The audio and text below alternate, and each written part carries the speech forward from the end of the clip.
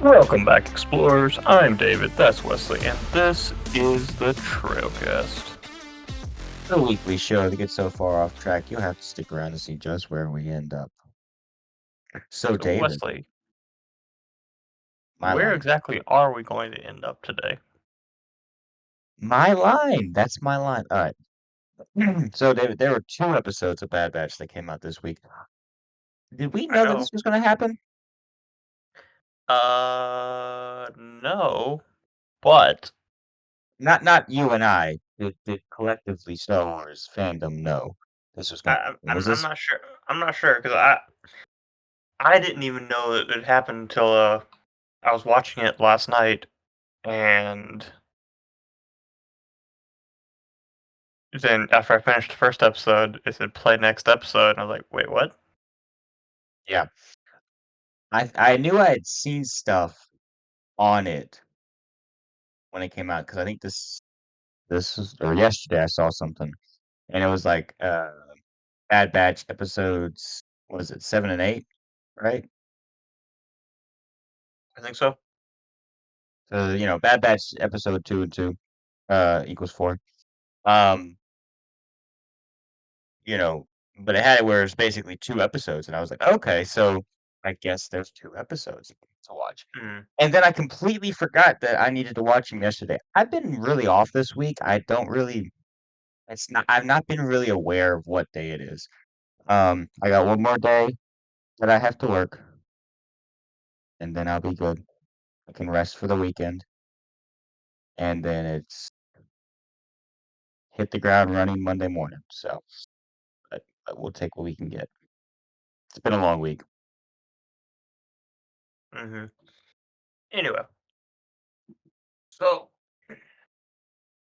what did you just overall? What did you think of these two episodes of Bad Batch? Well, these were amazing. Yeah, I love yeah. these episodes. I wanna discuss this real quick before we jump too far into the actual stuff of the episode. These episodes, and a lot of it had to do with the fact that it was with Rex. But these two episodes reminded me a lot of the episodes in Clone Wars with, Jedi Master was it Krell? When it was Cody and Anakin left, and, he turned out to be it was a the four-armed, double-bladed lightsaber guy. Yeah, What's his yeah. name? What was his name? Krell? Yeah. It reminded me of that story arc, Mhm, um, for some reason. Uh, a lot of it had to do with the fact that Rex was a main character in this, um, and maybe because of the darkness of, the atmosphere it being a little more dark and all that stuff. Um, but it reminded me a lot of that, which I have to say that and that arc and the episode where we mentioned this on the podcast, I think a week or so ago, I think I did. But where Cody and Rex go to the outpost that's captured by the the droid mhm. commandos. That episode and that arc are the two like some of my most I like those episodes the most. Obviously, the Clone Wars is about the clones, and I really like the episodes that really focus on the clones. But Mhm. these two episodes reminded me of that, and a lot of that probably had to do with the fact that they were focusing on the clones. But overall, yeah, I really liked it. I mean, it really is starting to hint at the deeper elements that this series in this I season is going to also have to touch on. I also kind of think it's funny that we were just talking about like last week we were just talking about why are there so many clone commandos? Why is the Empire still using clones so much in these Mhm. projects? And it kind of started to answer that question. Like, okay, so Yeah. there's the secret program for elite soldiers, and they're all Well, let me ask clones. you this. Let me ask you this. Was that commandos that they're talking about, or is it the other troopers, like the one that was tracking him the whole time, the trooper that went rogue, they were talking about because I think it's that because there's multiple of them. Yeah. Yeah, that's what they're talking about is those guys. Okay, okay, yeah. That still doesn't explain why there's so many commandos, but, you know, it it is interesting to see certain things start to unfold. Mhm, And it does raise questions because, it's like if it wasn't a question before, now you're asking the question. But for the most part, these are questions that we've already asked and they're mhm. starting to touch on. And I was really happy when they started talking about that in the episode. Um, We also got to see, of course, another familiar face from Clone Wars, mhm. Wolf. Okay, so to jump to the very end of that episode, he's not facing the camera when it first goes to him, right? Mhm. But you know who it is. You can see. Oh, yeah, yeah. Through that whole entire scene, as it cut to that scene, my mouth dropped. I was like, "What are you doing? What are you doing over on that side?" It's like, "Wolf, we're better than this. You should know better." We get it answered, obviously, Mhm, honestly, at the beginning of the next episode, we understand more of how he fits into this. And then by the end of the last episode, we understand what's going on within his mind. But for that brief second, you're just thinking, this guy's straight up Empire. mhm, Like, what's going on? I mean, obviously, for those of us who have watched Rebels, he is with Rex in Rebels. mhm, So we know where he ends up. But that doesn't mean that seeing him here, I mean, there's a line in this episode that Rex says, he says, no matter what you've done, no matter, how bad you think you've messed up, you're still our brother, and we're still going mhm. to take you back in. And obviously, that would still have been the line of thought, no matter what Wolf would have done. But it's like you see him here, and you're like, "What are you doing? Like, you're on the wrong side." You're just you're like, "Can I just show him everything that's happened so that he can just be in the right?" This. And, uh, well, honestly, my first thought when at the end of the, first excuse me, end of the episode was, like, are they gonna do the whole, like, removing Wolf's inhibitor chip thing? Mhm. 'Cause, there has to be a reason he's working for the Empire still, which obviously, he's not, like, completely loyal. So, that answered that question, but, I was wondering if they're I gonna also do, like, that wonder. kinda Well, I also wonder. So, correct me if I'm wrong, but the Wolfpack was supposed to be somewhat of a elite force, like more than just regular troopers, right? Yeah, I think so, So I always remember, you know, Commander Wolf is it Commander or Captain? It's Commander Wolf, right? yeah, Commander Wolf. Okay. I always remember, well, Captain Rex always throws me off because he's like, I think the only one that is really well known that is a captain. You got Commander Cody, there's Commander Wolf, stuff like that. But then you have Captain Rex. But anyways, so I wonder if that is the case. You know, how much free thinking he has. Because I mean, even Rex turned to start off, but he fought it for longer than most. And he, he was I mean, obviously, he's not with the Empire anymore, so he's he's turned, he got the inhibitor chip removed, and he fought it for long enough for it to not die, I guess. Wolf is obviously not we don't know if he's gotten the chip removed, but I would assume if he knew about the chip, he would know more about what's going on. Right now, it just seems like he's Right now, he just looks like he's like everyone else who's unaware of what's going on. They think the Republic after the war just turned into the Empire and everything's just normal, whereas it's not, but he doesn't seem like he knows anything's going on. So I would assume that whatever goes on is still the same in his brain. But Mhm, like Rex, he's always been more of a free thinker than a lot of them. mhm.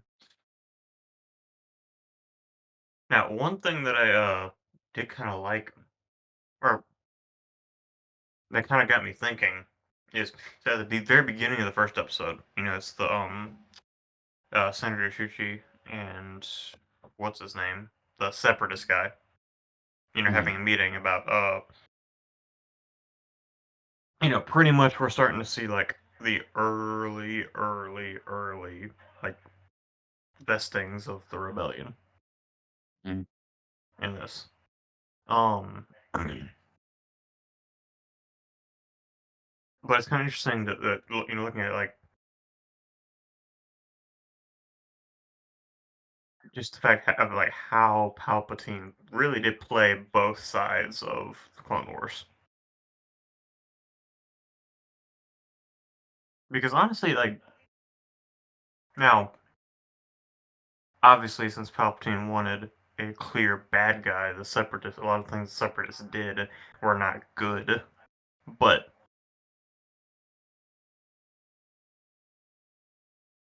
a lot of things they, like both sides kind of had their points.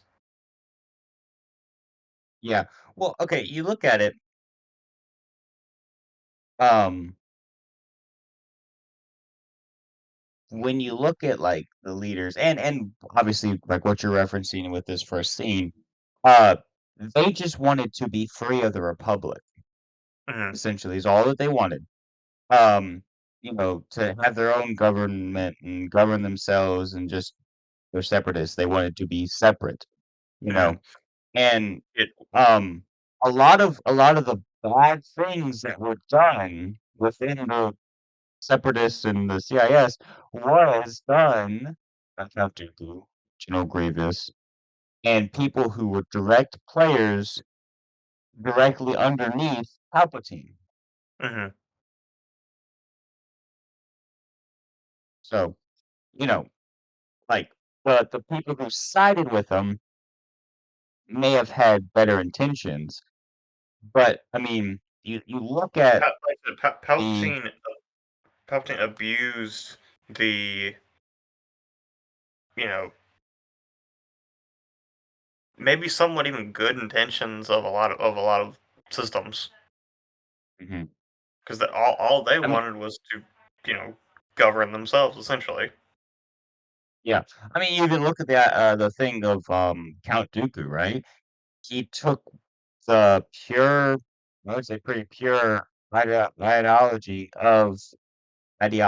of Dooku and the fact that he saw the corruption in the Senate and in the Jedi, and he wanted to get away from all that and to, rid of it. He took that and turned it into Count Dooku, Hmm. like or Tyrannus. But, he took him and he corrupted that. And I think that does show the mastery of Palpatine to manipulate both sides, and it is more clear as we get into this more. And honestly, like I know a lot of people didn't like the politics that the prequels brought to Star Wars. They're like, I'm not watching this for politics. I'm watching this for action and sci-fi, yada yada yada. At this point in time, I really am interested in the politics of Star Wars because obviously you see a lot of it in we talked about it during the Phantom Menace and then during basically all three of the prequels we talked about it. Just you can see the manipulation of Palpatine. It's so interesting to watch that as we dive deeper into the rebellion being formed, you know, we're Hmm. gonna see. you said, we're gonna see just how much Palpatine manipulated both sides. You know, uh, Separatists were essentially the terrorist group that the rebels become in the original trilogy. You know, you think about it, like they kind of flip sides. Like the big towering government goes from being the good guys as a republic to being the empire, and the rebels, the terrorist groups that are trying to overthrow the government, goes from becoming the bad guys, the CIS, to turning into the rebellion. You know, and they just flip sides. Which I'm not saying is a direct correlation, but if that is the case, that would make more sense as to why and how the rebels have funding and some military training and stuff along those lines. I mean, like, okay, we know like Alderaan and stuff are, like Bail Organa was instrumental in the rebellion, but he was never part of or Alderaan was never part of the CIS. So it's not totally like that, but I do get what you're saying. Like a lot of these, we're starting to kind of see like a lot of these separatist systems are some of the ones that were part Well, of the rebellion. they still want to be separate. Hmm.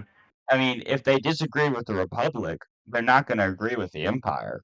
The Empire Hmm. is, if nothing else, more strict. So, um, to dive off of the politics game that you can get into with this stuff, um, we do get to see the new, or not new, but we do get to see this clone base that Rex and Echo have put together. Um, which at the beginning of this episode seems to be really heavily trafficked. No, there's a lot of people there. They have a lot of clones. They've gotten a lot of clones there. Now, obviously, that changes by the end of the episode, or end of the well, I guess the end of the episode, yeah. But but you know, Rex has been able to do a lot with that. Now, these two episodes do take a heavy hit to his men and to the numbers that they have. Um, but obviously, if they are able to infiltrate and rescue all those other clones, that's a huge fighting force. Hmm. So, just a question that popped into my head. What do you think the likelihood of a vast majority of all those clones dying is in a breakout? Because if you had a fighting force like that and Rex leading them in, I mean, a lot of clones have to die. A lot of clones have to die I was in about to say, some kind of a fight. I feel like the big question Dave Filoni's trying to answer with this show, yes, he's getting into all the cloning stuff, but the big question Dave Filoni's trying to answer, I guess, is where did all the clones go? Yeah, Obviously we've seen some later on in Star Wars, like in Kenobi, we saw the mm, 501st soldier, and then obviously Rex, Wolf, and Gregor in Rebels. But we still haven't really seen that many clones yeah, after this point. yeah. Uh, yeah. It is gonna be sad because, the thing is that you're right, this show has to answer where all the clones go. Mm, And you and and I'm gonna speak as from a personal standpoint here, and you can tell me if you agree with this, but there's a connection with those clones because of the Clone Wars. Clone Wars give you that connection to the clones, and otherwise you don't really care about them. They're just cool looking army soldiers. But you Hmm. have the connection with them through the Clone Wars, and this is an extension of the Clone Wars. And in this, we're probably going to see a lot, a lot of them die. Which is gonna be sad because, you know, this mighty fighting force that we had, or that they had, and it's just, it really just signifies the end of an era. Obviously it's an era in Star Wars, but um yeah, we talked about this before. Um, I personally don't believe, and I think you agreed with me on this, that the clones, if Rex was able to accomplish what he wanted to do, uh, the Empire would have not stood a chance. Clones were too well trained, and I mean, they were too well organized with their battle plans and everything to lose against some flunky stormtroopers.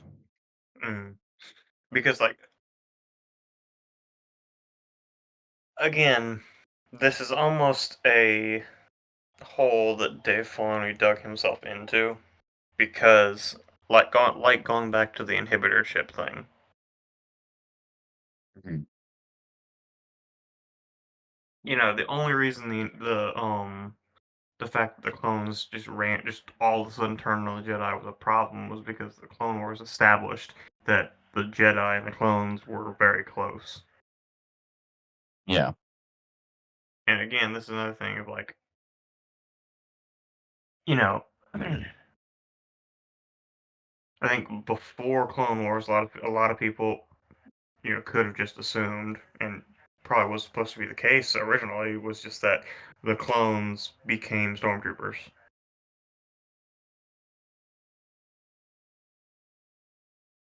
yeah, and and so and because Clone Wars kind of established that clones have this, sense of, these morals, and the fact that Bad Batch established so many clones are, leaving the Empire. They kind of have or Dave's kind of got to do something about that. And again, he's kind of having to fix the hole that he dug himself into. yeah, he likes doing that. Mm, He likes doing that. He needs to probably stop doing that. But hey, we get more Star Wars content out of it, and hopefully we get more answers. mm, Um, obviously at the end of this, well, this brings up the point that we're going to see Wolf again. Because mm, one, we have to figure out how him, Rex, and Gregor all get on. Um, Yada yada. Uh, but you know, you can't just leave his story arc, even if we didn't know anything about Rebels. You can't just leave his story arc there. So I am intrigued to see where it goes from here on out. I just had this thought too, a couple minutes ago. Remember those episodes not too long ago? Well, season two, not too long ago. With um Cody and yeah. Crosshair. We haven't seen Cody in a while. Mm. Now, He Cody is an interesting thing because so in Bad Batch, Cody is kind of waking up to the fact that hey, this Empire thing might not actually be good. But I don't know. Originally, Dave Filoni's plan in Rebels was to around the same time he brought in Rex, Wolf, and Gregor to bring in Cody, but have Cody still be loyal to the Empire and have Cody be I a have heard that. villain. I've heard that before, yeah. Honestly, I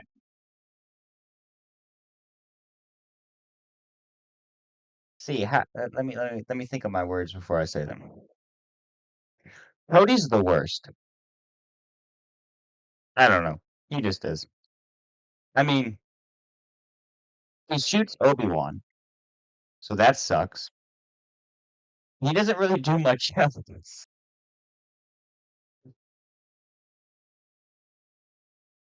I mean, okay, so before Clone Wars, Cody was like the coolest clone because he was the only one that we actually really knew about.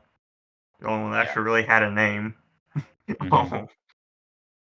But yeah, after Clone Wars, that there are But so many amazing clones.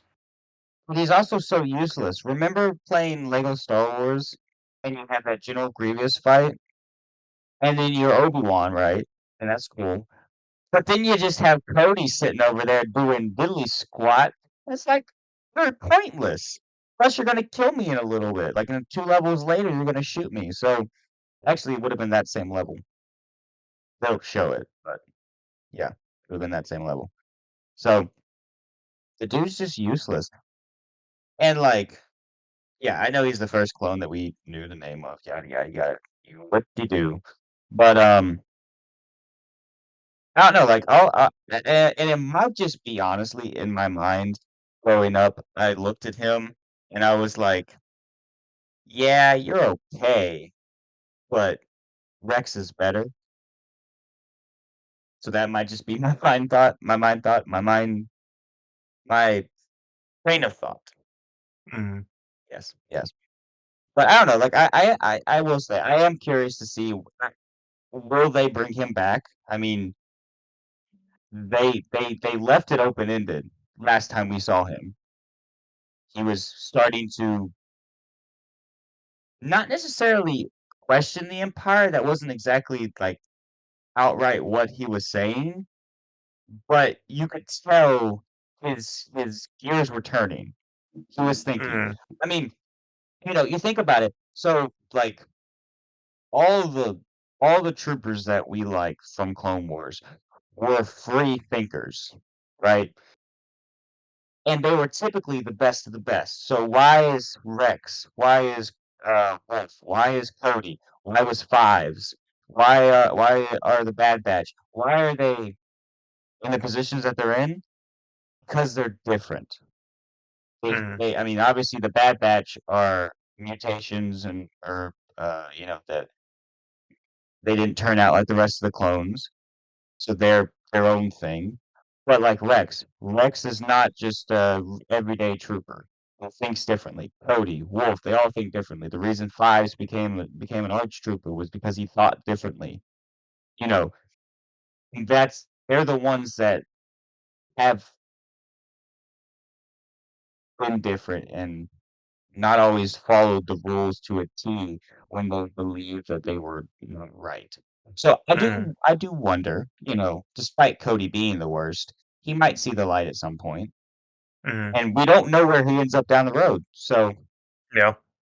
Now, bringing it back to these two episodes of the Bad Batch. So I know we talked about it. We mentioned it last time how I think you and I can both agree like the best episode of the Bad Batch was the crosshair on the planet, where he ends up killing the Imperial officer. Do these two episodes top that?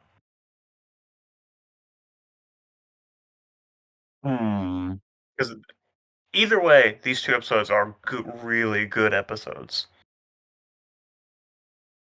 okay. Let me give you an analogy. This, and you may not even agree with my analogy, but you can understand where I'm coming from, right? So, Hmm. Pirates of the Caribbean trilogy, right? In my opinion, I like 3 and 4 story-wise better than 1. But 1 is a single movie.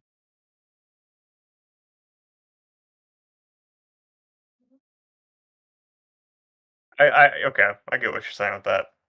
So what you're saying is if this was one episode, you would probably it would probably be the best. Yeah. And I'm not even saying that's bad because but I mean, like, you know, they're one and the same. So, it was a really good episode. but I also think the simplicity of the season 2 episode with Crosshair is part of what makes it so good, 'cause it is a filler episode. I think as far as episodes that are important to the plot, well, I mean, obviously, like, there's a lot of important things from that episode, but as far as things that are, like, actually driving the plot forwards, I think this is probably one of the best episodes because it really does propel us forwards with a lot of things.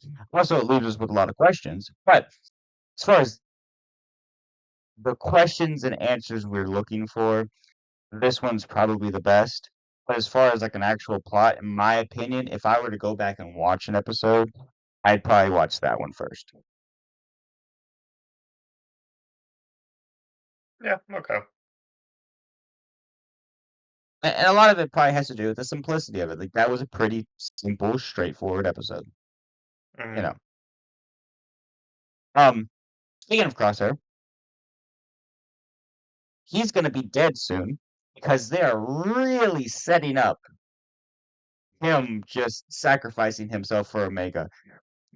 Like, they're setting it up hard. So maybe they're just setting it up so hard to not pay it off because they're trying to mislead us, but I feel like he's not making it out of the season. This is an opinion that a lot of people have. We've talked about this before. But he's really starting to not just care for Omega, but, like, show how much he cares for Omega. Like, Mm. he he trusts Wrecker and Hunter, and probably Rex and the others, with his life, but he does not trust them with Omega's life, because he's like, "Stay close to me. Mm. Don't run off." And you're like, "You're as bad as Hunter." "No, I'm worse. Like, I'm going to be worse about this than Hunter is." And this is Crosshair's way of saying, like, "I care about you a lot. I don't want anything to happen to you." And it really is just setting up that he is going to have that sacrificial moment. Um, Mm. be prepared to cry, David.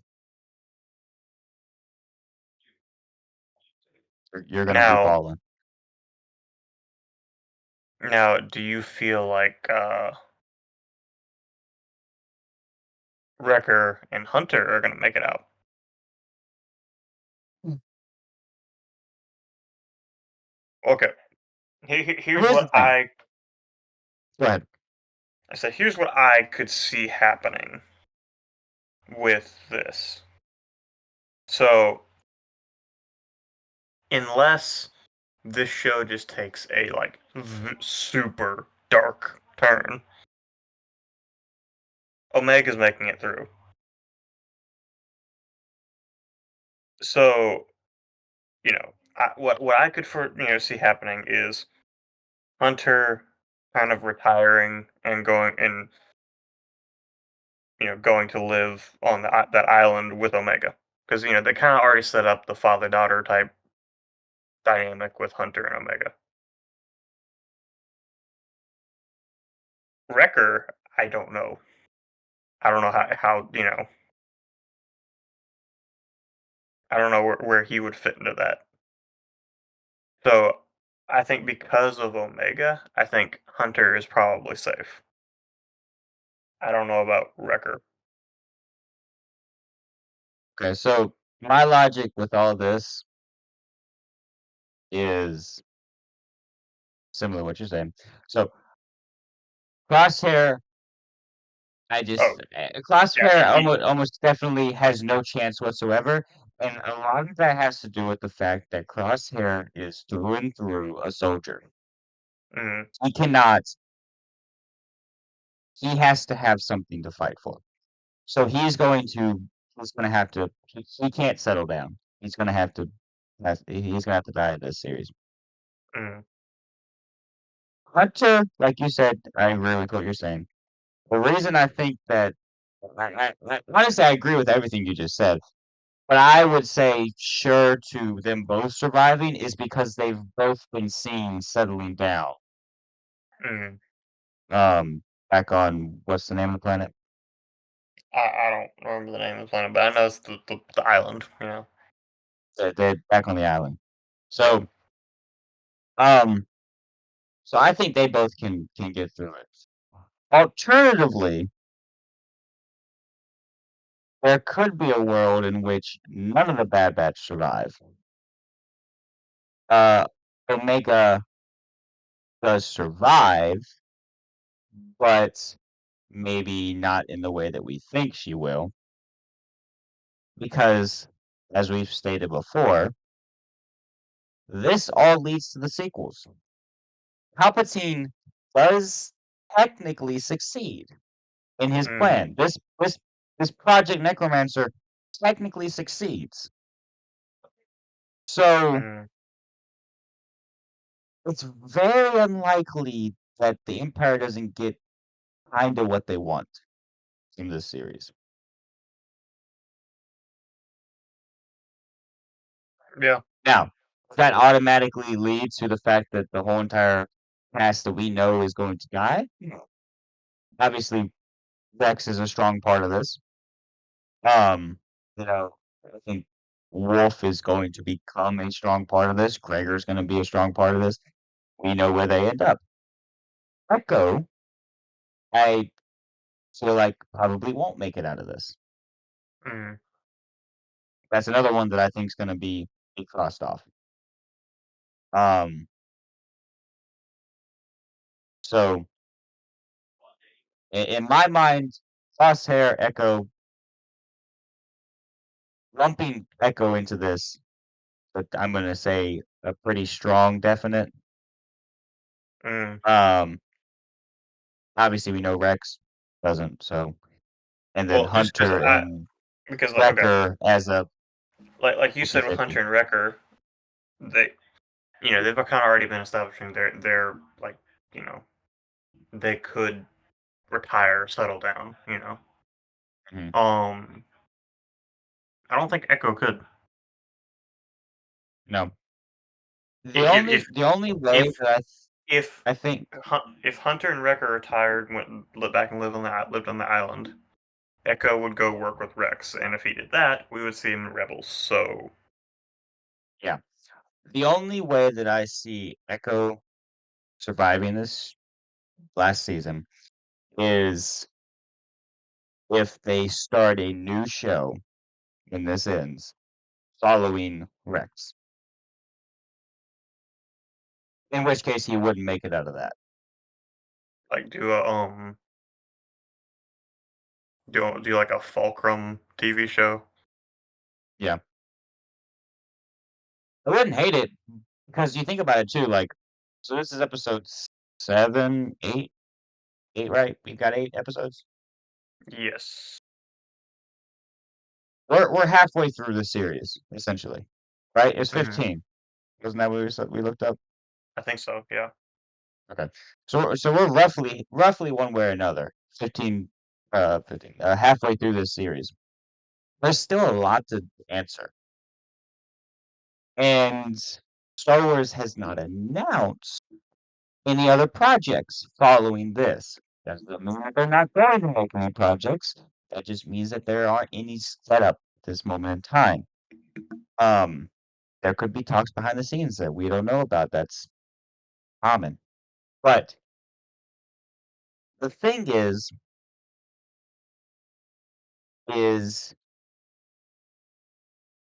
Star Wars has a problem because Yoda was in charge of plan scheduling, and he did it all backwards. And so now they're having to go in and fill in all those little gaps, right? And we know where characters end up. We know how the story ends. We're trying to answer questions, but you only have so much time. There's only so much time between beginning of Bad Batch, which is when Order 66 takes place, and when we start seeing people in Rebels, which leads right up into, A New Hope and all that fun stuff. So we only have so much time, so much Hmm. space to go, and eventually you're gonna have to kill off beloved characters because, you know, That's life. Those characters are Mhm. gonna get old, you know? And like Like, you so, can't live forever because we know what happens down the road. mhm.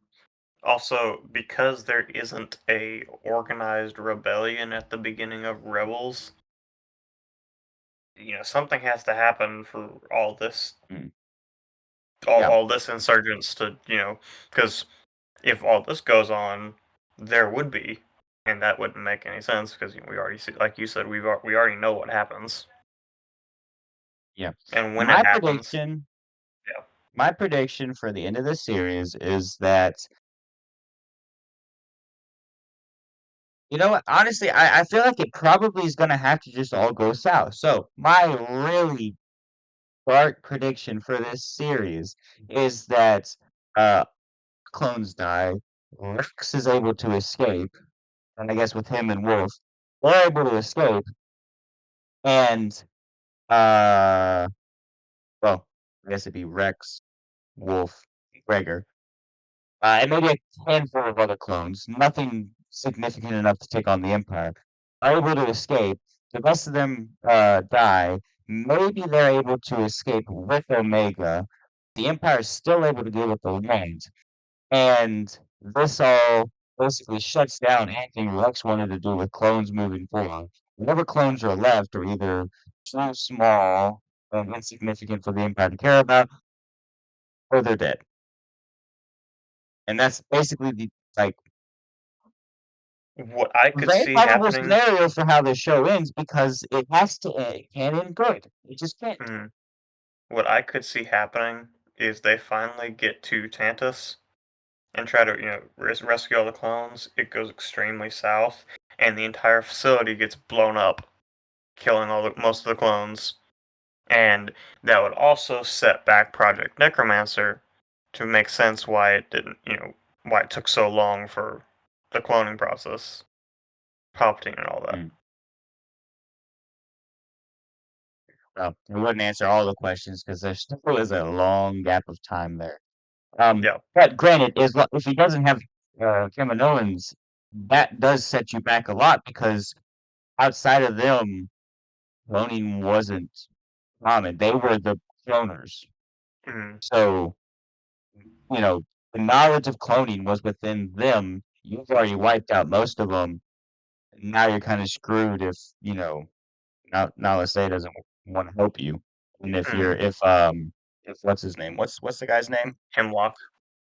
And if Hemlock dies, then you're pretty well screwed with the whole entirety of this project. Hmm. Hemlock probably dies by the end of this. Oh yeah, yeah. Because the thing is like, okay, he's the villain, right? He is the villain of this series, or at least this season, but this series in general.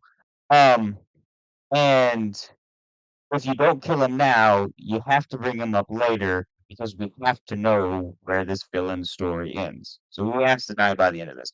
I think that you're probably right that there probably will be an infiltration of Tantus, and in doing so, that will probably wipe out a large majority of the clones. And in one fell swoop, Dave Filoni will just brush all those bodies into that hole he dug himself into, put a little dirt over the top of it, and walk right over it. Now, one thing. Now, okay, from the trailer, we know Ventress is going to be in the series at some point. Dude, I forgot about that. How is And one that thing, gonna fit in?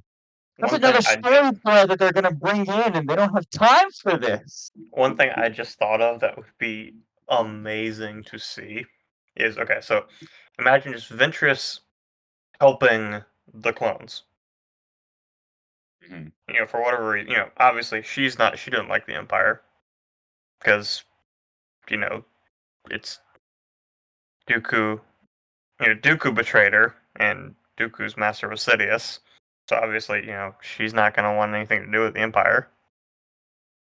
mhm. So what if in some way she gets roped into helping them? They go and invade and infiltrate Tantus, and Vader shows up, and we get a Vader Ventress duel. Are we gonna get a, rematch of the 2D animated version? But a Vader Ventress duel would be awesome. That would be really good. They better give us that in this show, honestly. I completely forgot that Vengeance was gonna be in this show. And like it's a Star Wars show. We gotta have some. We gotta have one, at least one lightsaber fight. Yeah, no, you're right. Um, you mentioning that made me think of another thing, another story thread that they need to answer, and that is, what's up with Omega, right? Where did she come from? Who's she a clone of? Who's this other girl a clone of? And, why does she have a high M count, or why is the M count transfer able to work, you know? Yeah, that's what I think. Like they have to answer a lot in the time Mhm. left. So I feel like watch me say this and me be completely wrong. But I feel like most of what we're gonna get from now on is going to be like actual like plot and not so much filler, just because they have so much ground to cover. Yeah. I I'm just hope kind of that it wondering. I'm just kind of uh, wondering, how they're going to manage to cover all this ground. yeah, no, that's definitely something that I'm sitting here, it's not even my job to worry about this, and I'm stressed out thinking that it's not gonna get done.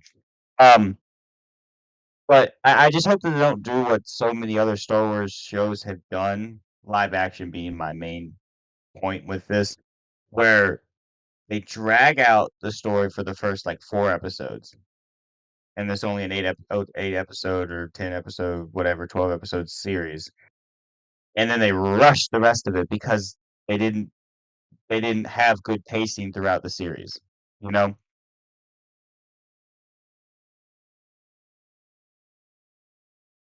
It's possible.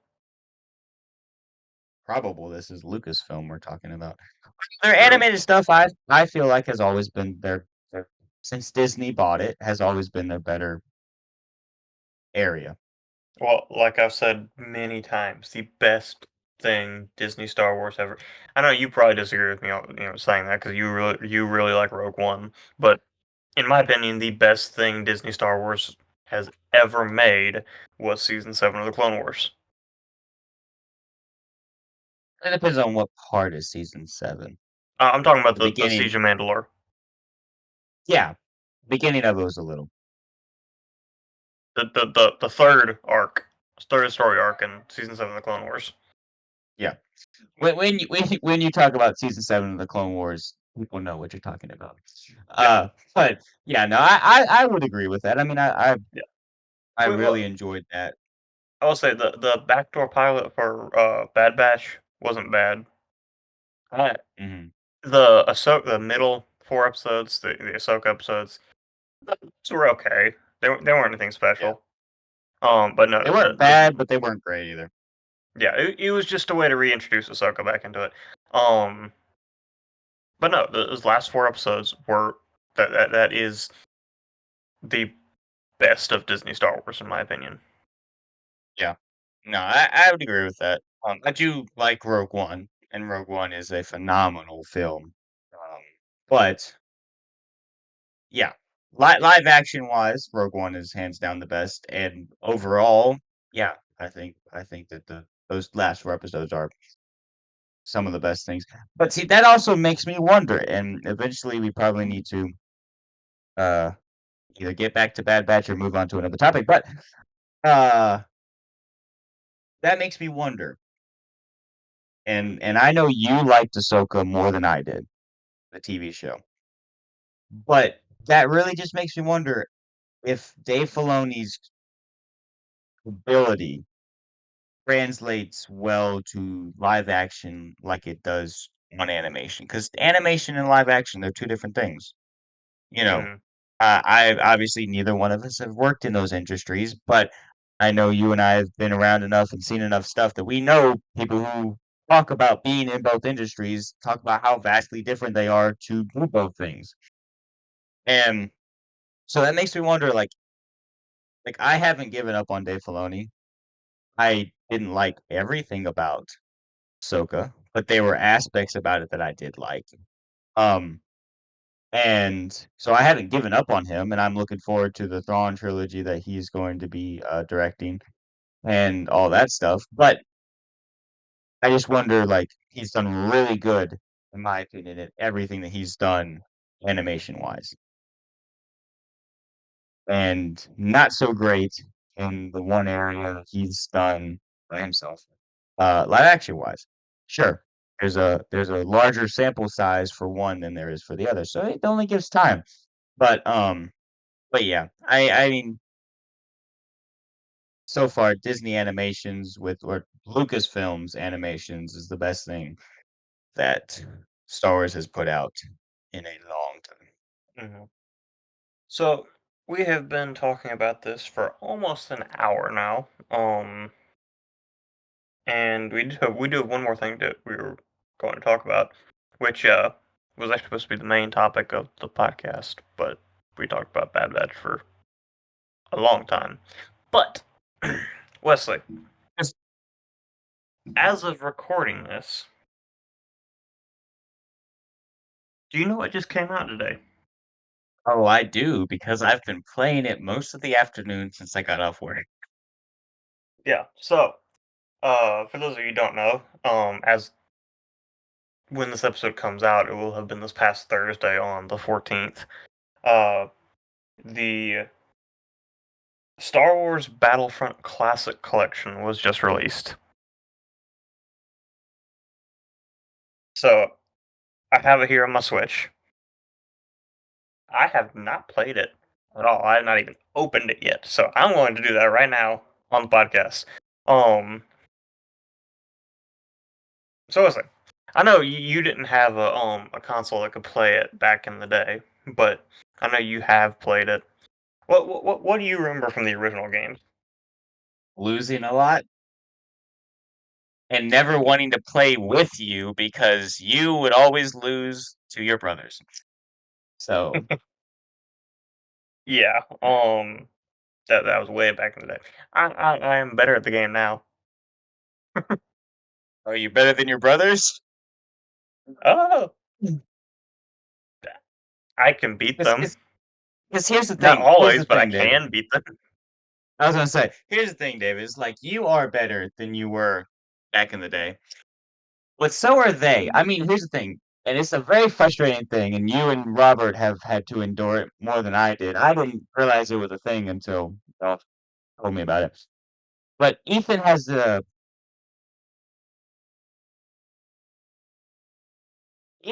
ability to just pick up a controller, play a game, and very short amount of time be really good at it. So, you know, and then you and Robert are both y'all both play games a lot. So I'm not the greatest at it. I didn't play like you said, I didn't have a console to play these things on growing up. Uh I will say I was surprised, honestly, how early I did get my Xbox. 'Cause I've had that for a long time. But when I got my Xbox, this was not available on it. Um So, I didn't have access to this. I did have access to the original not the original, to Battlefront from EA, which sucked, still does, and then Battlefront 2 came out, and that one was actually kinda good, so Yeah, was it Battlefront 2? The EA Battlefront 2 is isn't bad. I actually like that game. You have to mhm. play online to actually get the full thing from it, because for some reason you can't play the actual capital supremacy mode on or the offline mode. But still, Oh, well. It's still better offline is still better than, the, um, the Battlefront version because Battlefront was strictly supposed to be an online multiplayer game, and when I got it, I couldn't afford that. Or I didn't wanna spend the money on it, either way. Um, and so it's really sucked. So, David, you've opened the game up, right? What you thinking? yes. Ah. I think it looks really good on the Switch. Yeah, I mean it because it is an older game, it does map well to Switch. Mhm. Oh, that's weird. It's in first person by default. That's Which one are you playing, 2 or 1? Battlefront 2. Say That's Battlefront different. 2 is first person by default. Battlefront 1, it might be first person by default, but it's a little easier to change it. Um, but, Hmm. Okay, this game apparent I'm gonna have to go into settings this, and change that because I cannot play that first person. I um, but this it's game just apparently, though, has not had good reviews I on have its heard release. some of I've heard some of that. Some it's It's because the servers all apparently were crashing earlier because they weren't prepared for the mass amount of people who wanted to play this game online. But if you don't play it as an online game, it's great. I mean, it's classic. It's maybe not great because if you're if you didn't play it growing up, you're not gonna care, mhm, you know? This isn't the game for you. But if it's a game that you're nostalgic for, then sure, this is gonna be something that you're gonna wanna get and wanna play. And that's really just the basis of it, like, I I was talking with Sarah about it, and, I was like, "Yeah, this is gonna be something that I'm gonna be playing for the next, like" it's gonna probably be a while because I have never played through the campaigns on these games, so that's gonna be fun for me to play through. Plus, I love the instant action. That's always fun. That's a key selling point of Battlefront is the battles that you play in. Um, and it's all on the Switch. Like being able to be on a handheld device. I mean, it's really, and I mean, obviously, like because it's a lower quality graphics game because of how old it is. Uh, it fits really well on the Switch. And the funny thing is it was probably months before EA even or not EA, but they even announced they're gonna be doing this. You and I were talking about it, and you mentioned how they needed to bring the original Battlefronts to the Switch because of how well it would work on the yeah, Switch. that was And a here it while goes. back, Yeah, and here and we go. They heard you, and this David. is They heard you. and this is exactly what I was talking about with bringing back Yeah. online servers as well too. Yes. Now, Um, Now I will now say one thing that doesn't really make sense, and since you're playing it, I'm gonna hop back on the level that I was playing. I'm playing as Obi-Wan and I'm on Mustafar because, why not? Um, but anyways, one thing that you were talking about with it, uh, or you mentioned to me earlier, because I was talking about how we could play it on the channel, which, hey, if anyone's interested in seeing us play it, we may or may not do it, whether you say something or not. But we've got some we're logistics to figure out with it, but but we were talking about it and it was like, well, we can play it because you and I both have it on Steam, so we could play it on our computers. And you brought up the point to me that Steam has had servers. You know, mhm, they've already had servers, so this is not a new thing for Steam. I mean, in all honesty, when we're talking about uh, this game is really only releasing technically on the Switch and PlayStation because you've been able to get it okay. on the Xbox, So and you've been able to get it on PC, so it's really just a PlayStation, Nintendo release. so And I know there's mods, but the biggest thing with the classic collection for okay, so the biggest thing for Xbox is online multiplayer because yeah, obviously you could play Battlefront 1 and 2 on the Xbox already. The biggest thing with Steam, which really isn't that big of a thing because you can download mods from Nexus to add this stuff, is the DLC, the old Xbox DLC from because all that stuff's already on the Xbox version, but they added it to this. Um, so Yeah. that's the biggest thing for Steam, which, like I said, really is not that big of a deal because you can download mods from Nexus that Yes. have all that stuff in them already. The reason I bring that up is because so, the reason this game has gotten bad reviews is because of the online multiplayer and how the servers just aren't able to, contain the mass amount of people who want to play it apparently. I have not tried to play online multiplayer. I'm probably not going to worry about that for a while. Uh, I'm just gonna get comfortable playing the game because I just want to play Battlefront on the Switch. Like, literally, the reason that I've been so happy and looking forward for this game to come out is because I've been wanting a game like this on the Switch. Mm, Um, but, like and that's the coolest aspect of it for me, is being able to play it on the Switch here. Um, but the thing that doesn't make sense to me with all this is that it's been available on Steam. So, like, why is it something that people are, like,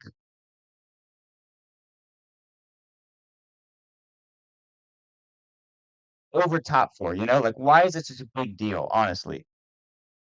Like, they've had availability to play the game on other things. Um, and if you play it on Steam, you have access to servers. So, like, why mm. is it such a big thing? I understand it's a new release and all those things, but, like, why is it Sarah, you just came in here, that's fine, but can you close the door, please? Oh, you're doing something? Okay, that's fine. But, like, why is this such a big deal, you know? Like, here's the thing, the online multiplayer is not gonna be a problem with servers crashing and all that fun stuff, uh, within a couple weeks. Like, this Yeah. game is going to die out of popularity within a couple weeks, at least the month. By the end of the month, is probably going to die out of popularity. Well, maybe not by the end of the month, but in a month's time. Um, but like, why is it such a big deal? Honestly, because it's not like it's that new. Is it just because Mm. everyone with their PS5s can finally play it? I mean, like, just suck it up, admit PlayStation's not better. No, I don't really care. I don't care with the debate between PlayStation and Xbox. Um, I just got an Xbox when I was growing up, or I asked my parents for an Xbox growing up because that's what all my friends had. That's the only reason I have an Xbox. And then I never played with them. So You have some friends? friends that, well, no,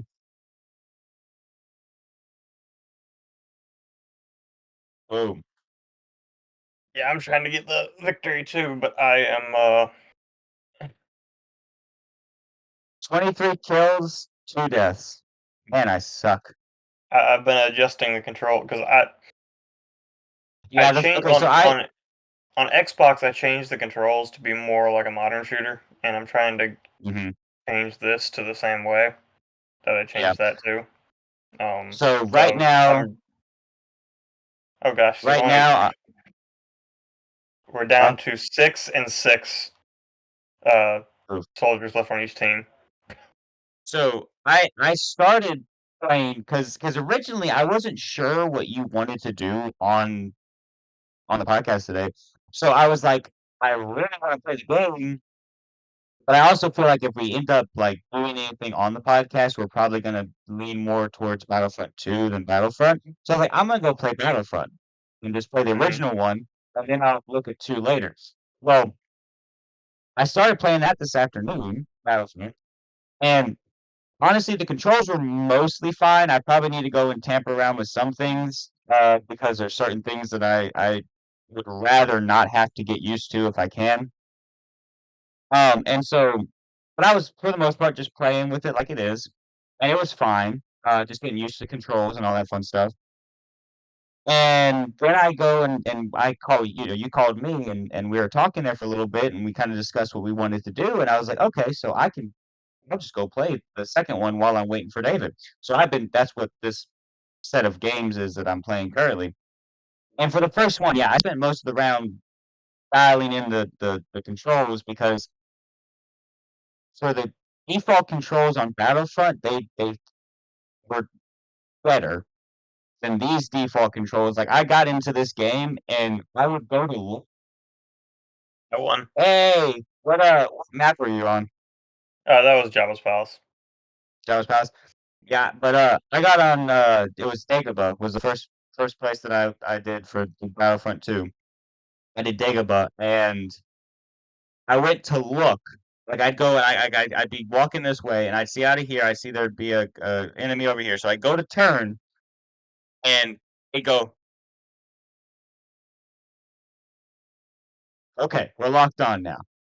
And I was just like, I gotta get this thing fixed. Like I can't go around playing this game if I can't turn. I finally got it. I finally got it dialed in, but it took a while to get that fixed, and it was not fun. What's that playing on? Is this Dagobah again? I guess so. Playing on Dagobah again. Um, so how do so like if you and I wanted to play together, how would we do that, David? Would So we like have our own?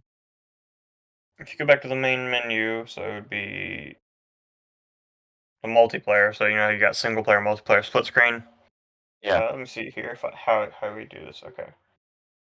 say Okay. So I so you can do a quick match, you can join a match, or you can create a match. So I you could create a lobby and then, or I could create a lobby and then you could join, or vice versa. okay. Um, I'm not saying we need to do that now because, like we talked about earlier with talking about this game, we don't really need to play it on here unless we can show it on here, because that's Hmm. not fun for anyone who's viewing. Um, Yeah. I know currently we're both playing it, but we're not really specifically talking about the gameplay of it, so it's not as big of a deal. Um, Hmm. but yeah. So what do you think? You've played a round of it. Have you gotten the controls dialed in, I think so. more or Yeah. less? Yeah. Yeah. Um, it is a very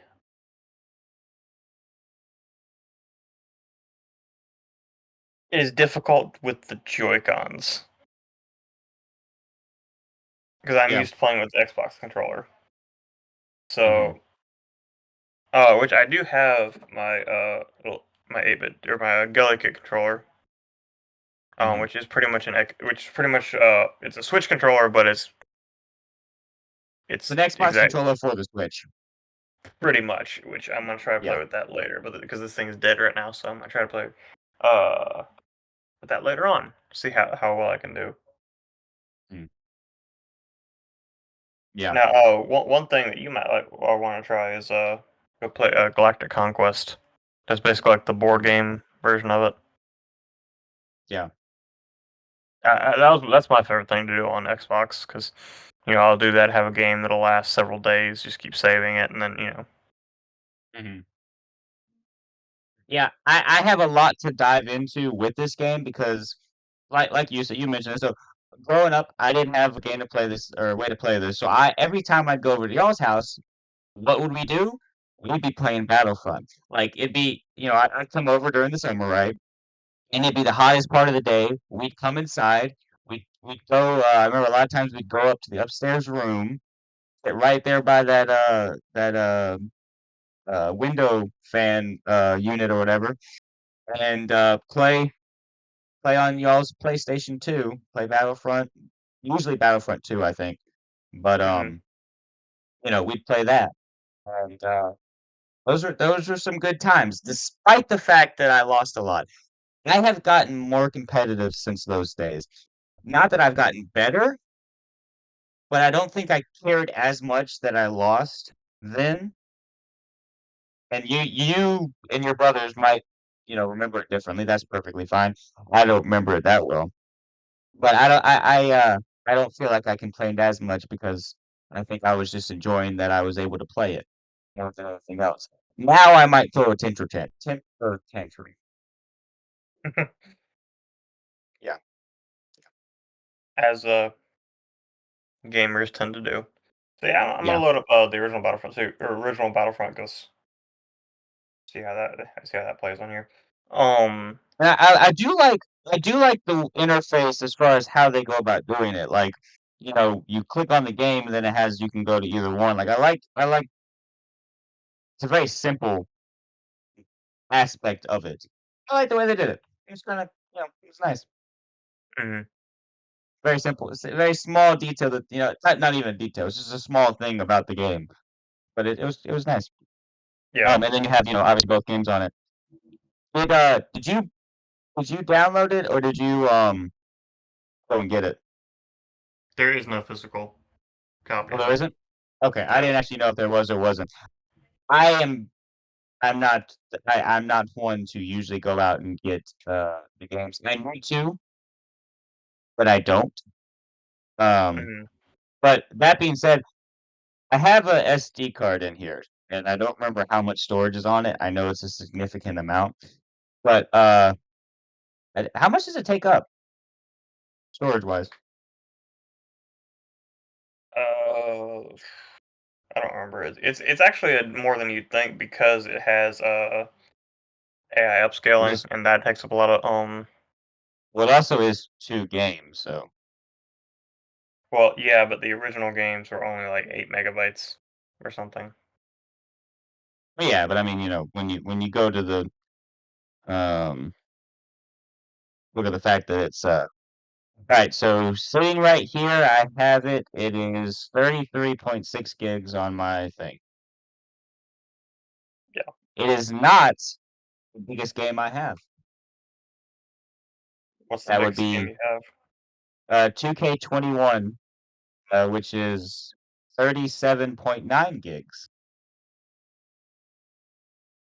The next closest to Battlefront at over 30 gigs is Rocket League, which is only 17 gigs.